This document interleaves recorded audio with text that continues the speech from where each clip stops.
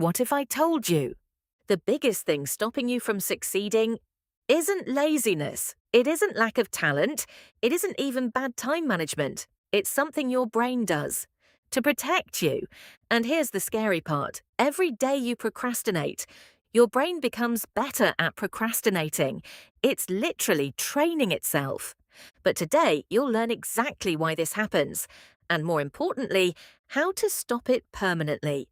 Because once you understand what's really happening inside your brain, you'll never look at procrastination the same way again. Imagine this. You have an important project due next week. You open your laptop, you take a deep breath. Then suddenly, I should clean my desk first. 5 minutes later, you're organizing folders, then answering messages, then watching just one YouTube video. Hours disappear. At night, you feel guilty. You promise yourself, tomorrow I'll definitely start. Tomorrow comes, and the exact same thing happens. Sound familiar?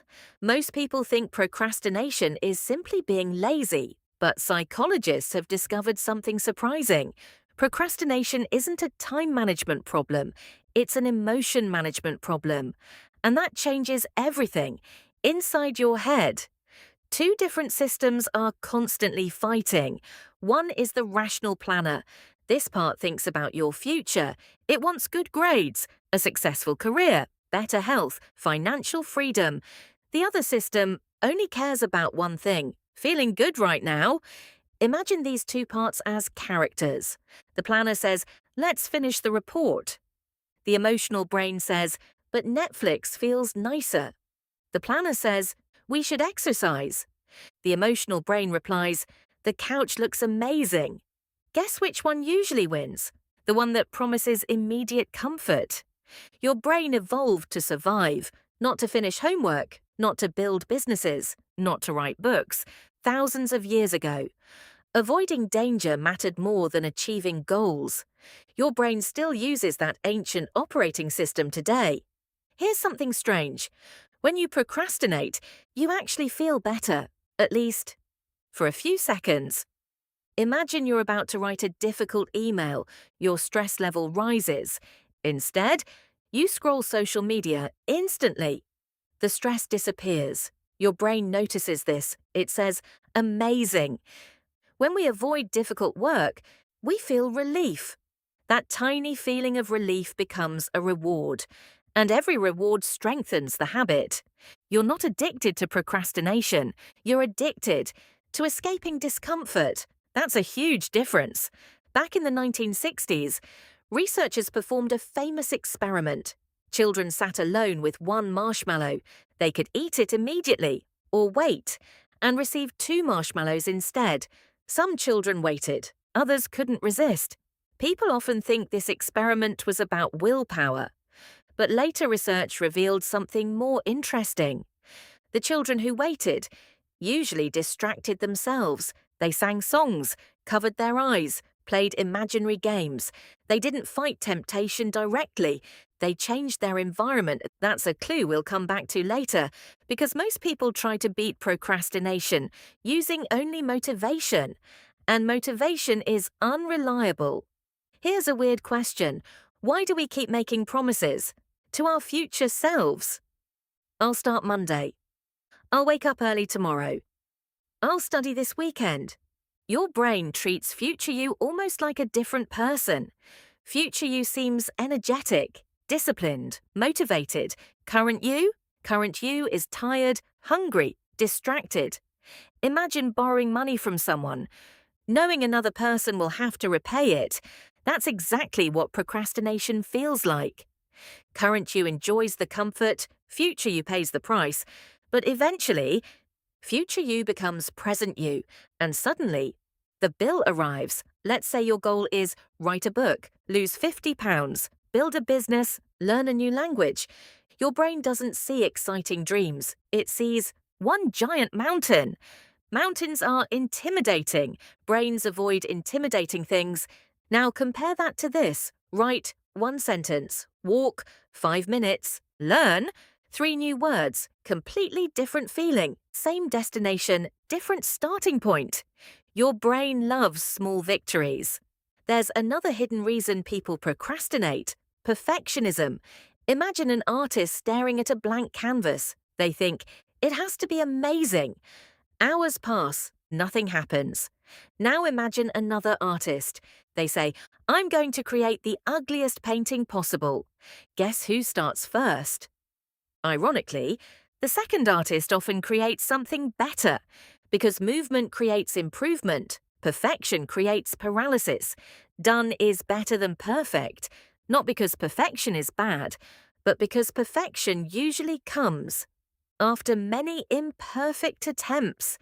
You've probably heard people blame dopamine, but dopamine isn't bad. Without dopamine, you wouldn't feel curiosity, you wouldn't enjoy learning, you wouldn't chase goals. The real issue is, modern life gives your brain dopamine too easily. One notification, one funny video, one game, one scroll. Each one delivers tiny rewards. Compared to that, writing an essay feels boring. Reading a textbook feels slow. Your brain simply chooses the easier reward. It's not broken. It's doing exactly what it evolved to do. Here's an incredible psychological trick. Scientists discovered your brain hates unfinished tasks. Once you start something, your brain keeps thinking about it, even when you're doing something else. This is called the Zeigarnik effect. That's why starting is often harder than continuing. Professional writers know this. Many stop writing in the middle of a sentence, not at the end. The next morning, their brain already wants to finish the thought. The hardest part isn't the work, it's crossing the starting line. Imagine telling yourself, I'm only working for 5 minutes. That's it. No pressure, no giant commitment, just 5 minutes. Something amazing happens. Once your brain begins, resistance drops dramatically.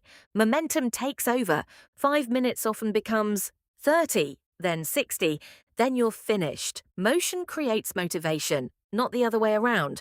Most people wait to feel motivated. Successful people start before motivation arrives. Think about brushing your teeth. Do you wait until you feel inspired? Of course not. You just do it. That's habit. Habits don't require much decision-making. Every decision drains mental energy. The fewer decisions you make, the easier life becomes. That's why many successful people wear similar clothes, eat similar breakfasts, follow similar routines. They're protecting their decision-making power. Your goal isn't becoming more motivated. Your goal is making good actions automatic. Imagine 2 rooms. The first room contains a phone, a TV, snacks, video games, comfortable bed. The second room has a clean desk, a notebook, water, and nothing distracting. Which room makes focused work easier? Exactly. Willpower matters. Environment matters more. Don't rely on self-control. Remove temptation before it appears. Your future self will thank you. Here's the biggest secret. People focus on actions, but lasting change comes from identity. Instead of saying, I want to study, say, I am someone who studies every day. Instead of, I want to exercise, think, I am an active person. Every action becomes evidence. Each small success strengthens your identity. Eventually, working becomes part of who you are, not something you force yourself to do. So, what's the permanent cure for procrastination? It's not one magic trick. It's combining several simple principles. First, make tasks ridiculously small. Second, start before you feel ready. Third, design your environment for success. Fourth, focus on consistency instead of perfection. Fifth, build an identity around your habits. And finally, accept discomfort. Because here's the truth. Successful people don't avoid discomfort. They become comfortable. Being uncomfortable, that's the real difference. So imagine 2 people, both have the same dream. The first waits for inspiration. The second begins even when they don't feel like it. 1 year later, the first person has hundreds of excuses. The second has hundreds of hours of practice. 5 years later, people call the second person talented. They never saw the thousands of tiny moments when that person simply chose to begin. Success rarely comes from one huge decision. It comes from countless small ones. The next time you catch yourself procrastinating, don't ask, "Why am I so lazy?" Ask, "What discomfort am I trying to escape?" That single question changes everything, because procrastination isn't your enemy. It's a signal that your brain wants safety. But growth never happens inside your comfort zone. The moment you take one tiny step, you break the cycle. And every step after that becomes a little easier. Remember, you don't have to finish today, you just have to start, because the life you want begins with the next 5 minutes. If this video changed the way you think about procrastination, hit the like button. Subscribe for more videos about psychology, productivity, and self-improvement. And tell me in the comments, what's one task you've been procrastinating on? And what's the first 5-minute step you'll take today? Your future self is already hoping you'll start.